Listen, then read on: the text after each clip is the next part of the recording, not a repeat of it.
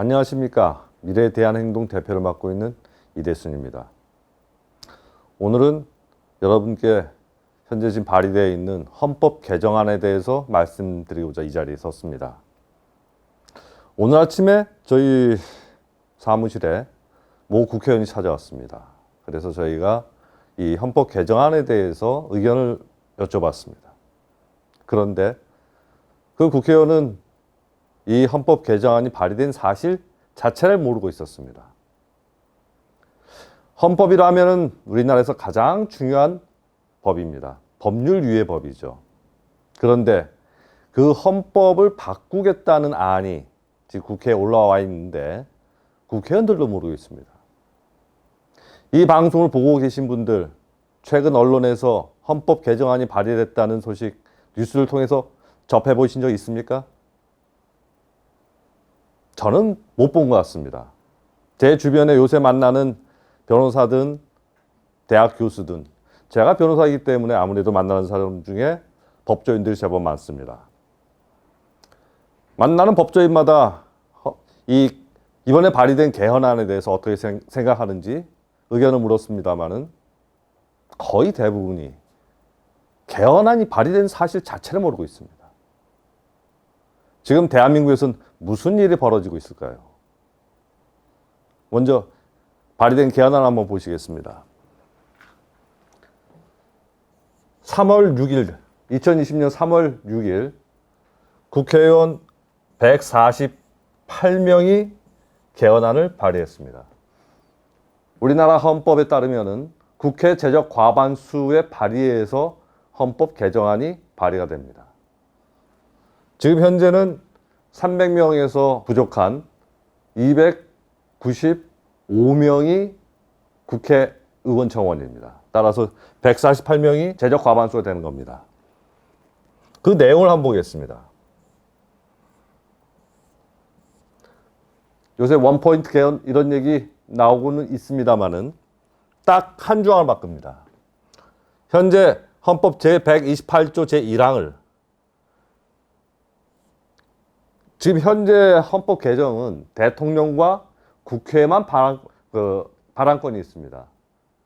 대통령이 발의하거나 국회가 제적 과반수에 의해서만 발의가 가능한데 이 조항을 고치는 겁니다. 거기다가 뭐를 추가하냐면은 헌법 개정은 국회 제적 의원 과반수나 국회의원 선거권자 100만인 이상 또는 대통령의 발의로 제한된다. 여기서 추가된 것은 바로 이 국회의원 선거권자 100만이면 헌법 개정안을 발의할 수 있도록 추가됐습니다. 지금 헌법 개정하는 절차를 보게 되면은 일단 대통령이든 국회 제적 과반수든 발의가 되게 되면은 거기 따라서 대통령은 20일 이상의 기간을 정해서 공고를 하여야 됩니다. 또 공고일로부터 60일 이내에 국회는 제적 의원 3분의 2 이상의 동의로 통과 여부를 결정합니다. 그런데 이 과정에서 발의된 개정안에 대한 수정이라든지 또 보완이라든지 이것은 일체 허용되지 않습니다. 발의된 내용 그대로 국회에서 찬부만 묻게 됩니다. 국회에서 이것이 3분의 2 이상의 제적 의원수 통해서 통과가 되게 되면 의결일로부터 30일 이내에 국민투표를 거치게 됩니다. 다시 말하면 일단 발의가 되게 되면은 헌법 개정안 내용에 대해서 이런저런 토론을 해서 합리적인 결과를 도출할 기회가 없다는 거죠. 그냥 가부만, 국회에서도 가부만 정하게 되고 국민투표에서도 역시 마찬가지로 가부만 정하게 됩니다. 지금 이 개정안은 접수가 끝났고 지금 이것은 지금 국회 홈페이지에 한 내용입니다. 본회의 심의 중입니다. 본회의 의결만 남아 있습니다. 문제는 이 내용이 아직까지 관보든 뭐든 공고가 안 되고 있다는 겁니다. 실질적으로 언론에서 보도를 안 하고 있기 때문에 여러분이나 대부분 사람들이 모르고 있다는 겁니다. 그런 상황에서 본회의 심의에 들어가기 때문에 언제든 국회가 개회돼서 이것을 의결할 수 있는 상황입니다. 자, 그러면 이번 개정안이 어떤 문제점을 가지고 있길래 제가 이 자리에 섰을까요?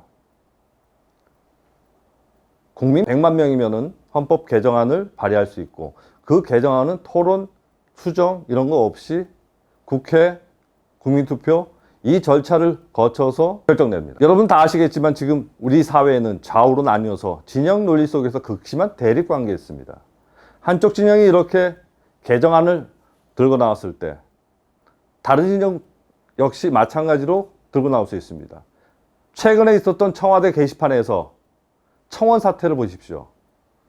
100만인 서명 이런 통신수단에서 스마트폰이 있는 이런 첨단 정보사회에서 100만 명을 모아서 발의하는 것이 어렵겠습니까?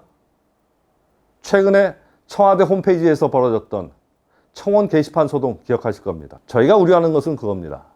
이렇게 되면은 합리적인 토론과 협상과 타협 없이 시민들을 동원해서 자기 쪽 사람들을 동원해서 개헌을 서로 발의하게 되면 어떤 일이 벌어지겠습니까?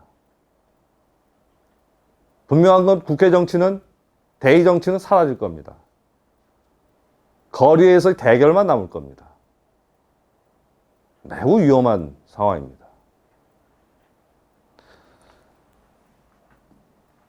그러면 이번 이 개헌 발의를 추진했던 주축 세력들 저희가 여러 언론을 통해서 확인을 해봤습니다. 이상수 전 노동부 장관이나 여러 사람 이름이 거명됐습니다. 이번 개헌안에서 148명이라는 의미는, 발의한 국회의원이 148명이라는 의미는 민주당 의원 수만 가지고 가능한 숫자가 아니죠.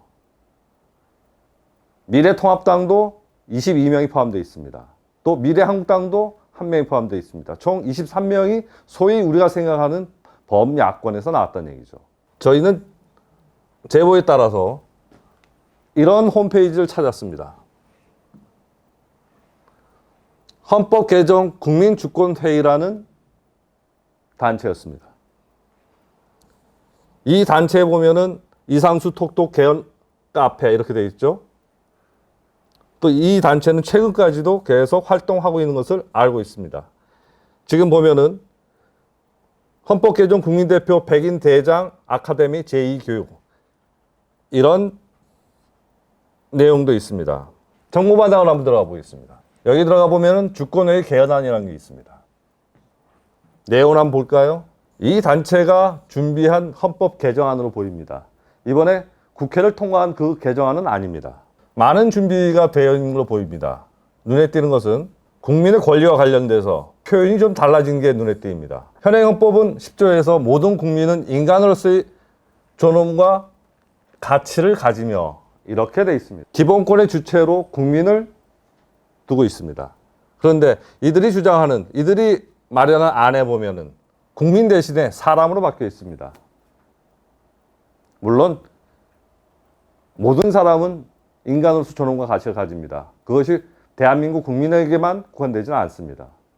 하지만 헌법은 대한민국 국민에게 적용되는 겁니다. 외국인한테 적용되는 게 아니죠. 왜 구태여 이 표현을 전부 다 사람으로 바꿨는지 저는 좀 이해가 안 갑니다. 그리고 요새 가장 주목을 받는 권력 구조에 대해서 한번 살펴보겠습니다. 국회에 관한 제3장 국회에 관한 규정을 보게 되면 국회가 상하 양원으로 구성된 것을 알 수 있습니다. 그리고 행정부와 관련돼서 보겠습니다. 제4장 정부편을 보면은 대통령은 국가의 원수이며 외국에 대하여 국가를 대표한다 이렇게 되어 있습니다. 또 대통령은 직접 선거에 의해서 유효투표 과반수를 얻은 자를 대통령 선출하도록 되어 있습니다. 임기는 4년으로 하고 한 해 1회에 하나여 연임할 수 있다고 되어 있습니다. 중요한 것은 내각 구성권입니다. 내각 구성권을 들여다보면 제2절 행정부를 보게 되면은 총리는 하원에서 제적의원 과반수의 찬성으로 선출한 사람을 대통령이 임명하도록 되어 있습니다. 총리를 대통령이 임명하는 것이 아니고 하원에서 임명하도록 되어 있습니다. 그리고 내각의 장관은 총리가 제청한 사람을 대통령이 임명하도록 되어 있습니다. 다만 통일, 외교, 국방 이 세 장관에 대해서는 대통령이 총리의 의견을 들어 임명하도록 되어 있습니다. 전형적인 이원 집정부제 개헌안입니다. 여러분도 아시다시피 김무성이나 많은 국회에 계신 분들이 이원 집정부제를 선호하는 것으로 알고 있습니다. 이것이 더 나을 수도 있습니다. 하지만 이원 집정부제에 반대하는 국민도 분명히 많습니다. 여기 대해서는 국민적 합의가 있어야 됩니다. 그런데 지금 일련의 과정을 보게 되면은 아까 이 홈페이지에 보시면 이상수 톡톡 개헌 카페라는 것이 이 국민주권회의 홈페이지에 올라가 있는 것이 보일 겁니다. 그리고 바로 이 이상수 전 노동부 장관이 개헌안 마련에 굉장히 중요한 역할을 한 것으로 저희는 알고 있습니다.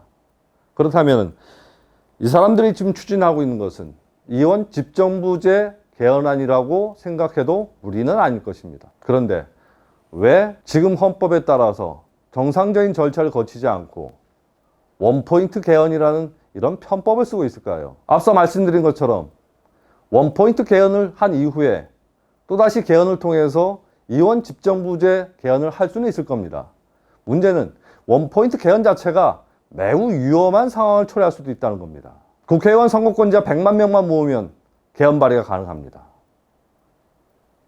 그렇다면 이 국민주권회의가 추진한다고 해서 다른 단체는 개헌을 추진하지 않을까요? 서로가 100만 명을 모으기 위해서 단체가, 사회단체가 난립하고 개헌안이 난립하는 이런 사태 충분히 예상되지 않습니까? 그런 사태가 초래됐을 때 우리 사회에 펼쳐질 엄청난 혼란, 그건 역시 충분히 예상할 수 있습니다. 그래서 이 원포인트 개헌안, 여기에 대해서 저희 단체는 분명히 반대 입장을 표하는 겁니다. 저희는 이 원포인트 개헌안이 어느 날 갑자기 국회가 국민도 모르게 회기를 열어서 결속으로 처리하는 그런 것을 보고 싶지 않습니다. 또 4.15 총선 때 국민투표를 거쳐서 이것이 이 개헌안이 확정되는 거 더더욱 원하지 않습니다. 그것이 가져올 국가 혼란, 세력 간의 대결, 그것은 우리의 미래를 어둠 속에 묻어버리기 때문입니다. 이 방송을 보신 많은 시청자 여러분, 이 개헌안의 위험성에 대해서 주변에 널리 알려주시기 바랍니다. 최소한 이런 비합리적이고 말도 안 되는 상황이 대한민국 국회에서 벌어져서는 안 됩니다. 감사합니다.